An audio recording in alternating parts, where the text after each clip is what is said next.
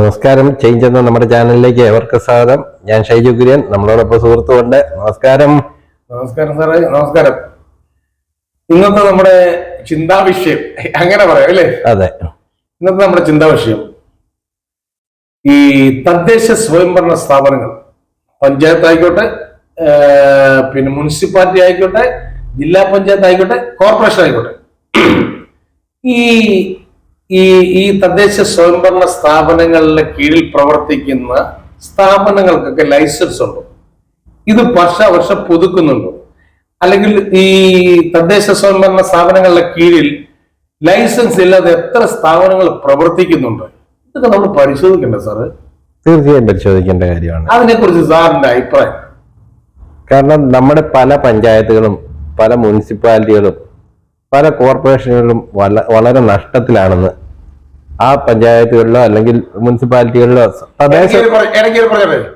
പൊതുവിൽ സർക്കാർ സാമ്പത്തിക പരാജയത്തിലാണ്. പക്ഷെ ഈ നഷ്ടം എന്തുകൊണ്ടാണെന്ന് ഇവരൊന്നും വിലയിരുത്തുന്നില്ല. കാരണം കെടുകാര്യസ്ഥത തന്നെയാണ് പ്രധാനമായിട്ടുള്ളത്.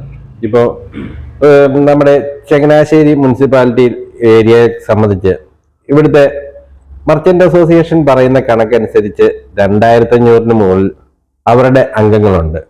മുനിസിപ്പാലിറ്റിയുടെ കണക്കനുസരിച്ച് എനിക്ക് തോന്നുന്നത് ഏതാണ്ട് 2000 പേരോടെ ഉള്ളൂ. അത്ര വ്യത്യാസം എന്ന് പറഞ്ഞാൽ അത്രയും പേര് കണക്കിലില്ലാതെ, കണക്കിൽ എന്ന് വെച്ചാൽ ലൈസൻസ് ഇല്ലാതെ കച്ചവടം നടത്തുന്നുണ്ട്. വിവരാവകാശ നിയമപ്രകാരം സാർ അതിനെപ്പറ്റി എന്തെങ്കിലും ശ്രദ്ധിച്ചിട്ടുണ്ടോ?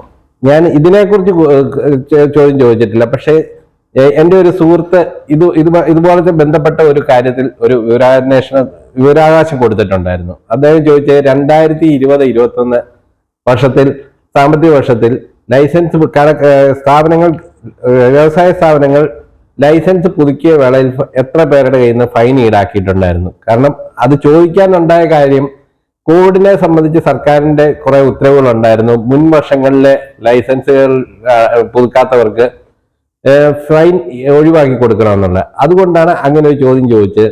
അന്നേരം ഏതൊക്കെ വർഷങ്ങളിലെ ഫൈൻ ഒഴിവാക്കിയിട്ടുണ്ട് എന്നുള്ള ചോദ്യത്തിന് മുനിസിപ്പാലിറ്റി കൊടുത്ത മറുപടിയാണ് ഏറ്റവും രസകരം. കാരണം പറഞ്ഞേക്കുന്നത് ആ കണക്കുകൾ ക്രോഡീകരിച്ചിട്ടില്ല. ആദ്യമേ കൊടുത്ത മറുപടി. അത് കഴിഞ്ഞ് രണ്ടാമത് പുള്ളി ഒരു വിവരാവകാശം കൊടുത്തു. നമ്മുടെ വാർഷിക റിപ്പോർട്ടുകളിൽ ഇതിനെ സംബന്ധിച്ച് വിവരങ്ങളുണ്ടല്ലോ എന്ന് ചോദിച്ചു കഴിഞ്ഞപ്പോൾ കൊടുത്ത മറുപടിയാണ്, അതിനെ സംബന്ധിച്ച് കാര്യങ്ങൾ ക്രോഡീകരിക്കേണ്ടി വന്നു കഴിഞ്ഞാൽ 10 എംപ്ലോയീസ് അതിനുവേണ്ടി തന്നെ ചെലവഴിക്കേണ്ടി വരും. അതുപോലെ തന്നെ ഈ കണക്ക് പുസ്തകങ്ങളെല്ലാം നോക്കേണ്ടി വന്ന 1.5 ലക്ഷം രൂപയോളം മുടക്ക് വരും.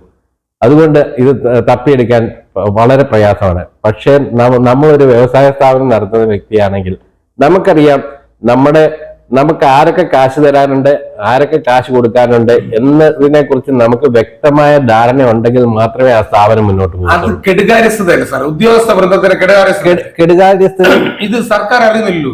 സർക്കാരിന് അറിവില്ലായികയാണെന്ന് തോന്നുന്നില്ല. ഞാൻ ചോദിച്ചോട്ടെ, കേരളത്തിൽ എത്ര ജില്ലാ പഞ്ചായത്ത് ഉണ്ട്, എത്ര ബ്ലോക്ക് പഞ്ചായത്ത് ഉണ്ട്, എത്ര പിന്നെ മുനിസിപ്പാലിറ്റികളുണ്ട്, കോർപ്പറേഷനുകളുണ്ട്, പഞ്ചായത്തുകളുണ്ട്? ഇവിടൊക്കെ ആനുപാതികമായിട്ട് ഇത് കറക്റ്റായിട്ട് ചെയ്താൽ സർക്കാരിലേക്ക് എന്ത് ഫണ്ട് വരും? ശരി, തീർച്ചയായും. കാരണം ഇപ്പം ഈ പറഞ്ഞ ചങ്ങനാശ്ശേരി മുനിസിപ്പാലിറ്റിയെ കുറിച്ച് തന്നെ നമ്മൾ പറഞ്ഞപ്പോൾ 1000-ഓളം സ്ഥാപനങ്ങൾ അവിടെ, അത് മർച്ചന്റ് അസോസിയേഷന്റെ കണക്കും മുനിസിപ്പാലിറ്റിയുടെ കണക്കുമായിട്ടുള്ള വ്യത്യാസം. മർച്ചന്റ് അസോസിയേഷൻ, എല്ലാവരും മർച്ചന്റ് അസോസിയേഷന്റെ മെമ്പേഴ്സ് ആയിരിക്കത്തില്ലല്ലോ. അതല്ലാതെ ഒരു 1000 പേര് വേറെ. അങ്ങനെ വരുമ്പോൾ ഏകദേശം 2500 സ്ഥാപനങ്ങൾ മുനിസിപ്പാലിറ്റിയുടെ കണക്കിലുണ്ടെങ്കിൽ ഏകദേശം ഇരട്ടിയോളം സ്ഥാപനങ്ങൾ കണക്കിലില്ലാതെ ഇവിടെ കച്ചവടം ചെയ്യുന്നു. സർക്കാർ അടിയന്തരമായിട്ട് ഈ തദ്ദേശ സ്വയംഭരണ സ്ഥാപനങ്ങളും അവർ കൊടുക്കുന്ന ലൈസൻസ് പരിശോധിക്കപ്പെടണം അല്ലേ സാർ? പരിശോധിക്കപ്പെടണം. മുൻ വർഷങ്ങളിൽ പുതുക്കാത്തവരുടെ കണക്ക് മുനിസിപ്പാലിറ്റി എന്തെങ്കിലും പരിശോധിച്ചിട്ടുണ്ടോ എന്ന് ആദ്യമേ ശ്രദ്ധിക്കേണ്ടത്. കാരണം അതിൽ നിന്ന് തന്നെ എത്ര കോടികളായിരിക്കും സർക്കാരിന് വരേണ്ട. നഷ്ടത്തിലുണ്ട് ചങ്ങനാശ്ശേരി മുനിസിപ്പാലിറ്റി പോലും വൻ ലാഭത്തിലേക്ക് വരുന്ന ഒരു കണക്കാണ് അവിടെ ഉണ്ടാകുന്നത്. അപ്പൊ അങ്ങനെ പിന്നെ സർക്കാരിന്റെ ശ്രദ്ധയിലേക്ക് നമുക്ക് പെടുത്താം അല്ലെ? തീർച്ചയായും. സർക്കാർ തീർച്ചയായും അതിന് വളരെയധികം ഊന്നൽ കൊടുത്തുകൊണ്ട് നമ്മുടെ ഈ തദ്ദേശ സ്വയംഭരണ സ്ഥാപനങ്ങളിലെല്ലാം ഓഡിറ്റ് നടക്കുന്നുണ്ട്.